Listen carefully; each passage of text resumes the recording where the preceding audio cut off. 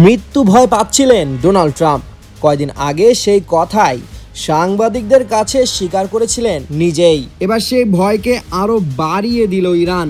মধ্যপ্রাচ্যে যুদ্ধ পরিস্থিতির মারাত্মক অবনতির মধ্যেই ইরানের রাজধানী তেহরানের প্রাণকেন্দ্র প্যালেস্টাইন স্কোয়ারে মার্কিন প্রেসিডেন্ট ডোনাল্ড ট্রাম্প ও তার পরিবারকে সরাসরি মৃত্যুর হুমকি দিয়ে এক নজিরবিহীন ও বিশাল বিলবোর্ড স্থাপন করা হয়েছে।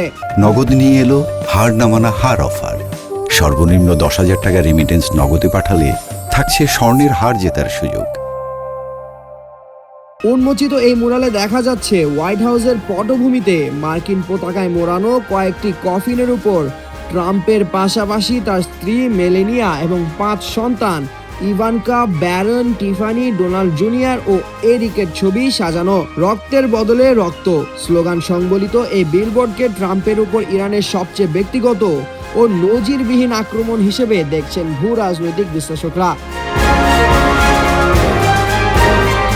মূলত গত 28 ফেব্রুয়ারি এক যৌথ হামলায় ইরানের তৎকালীন সর্বোচ্চ নেতা আয়াতুল্লাহ আলী খোমেনি ও তার মেয়ে, জামাতা, পুত্রবধূ এবং নাতনি নিহত হওয়ার প্রতিশোধ হিসেবেই ট্রাম্পের পরিবারকে টার্গেট করা হয়েছে বলে মনে করা হচ্ছে। খামেনির উত্তরসূরি আয়াতুল্লাহ মোজতবা খামেনি ইতিমধ্যে লিখিতভাবে হুঁশিয়ারি দিয়েছেন যে এই হত্যাকাণ্ডের সঙ্গে জড়িতরা কেউই বিছানায় শান্তিতে মরতে পারবে না। উত্তেজনা কেবল এখানেই সীমাবদ্ধ নয়। তেহরানের এঙ্গেলেভ স্কোয়ারে আরেকটি বিলবোর্ডে ট্রাম্পকে একটি খোলা কালো কফিনে চোখ বন্ধ অবস্থায় শুয়ে থাকতে দেখানো হয়েছে, যার নিচে ফরাসি ও ইংরেজি ভাষায় স্পষ্ট লেখা, আমরা ট্রাম্পকে হত্যা করব।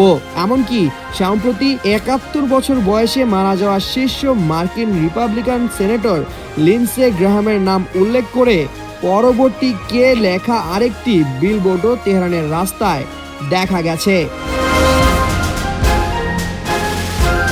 বিশ্লেষকদের মতে পারস্য উপসাগরে আমেরিকা ও ইরানের এই চরম সামরিক বৈরিতা এখন কেবল রণক্ষেত্রে সীমানা ছাড়িয়ে এক মারাত্মক মনস্তাত্ত্বিক যুদ্ধের চূড়ান্ত পর্যায়ে পৌঁছেছে। ট্রাম্পের পরিবারের উপর হওয়া এই হুমকি দুই দেশের সংঘাতকে তীব্র করে তুলেছে।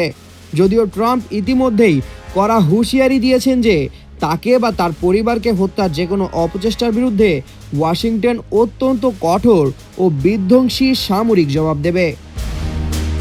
সামিউল জয়, 21 টেলিভিশন।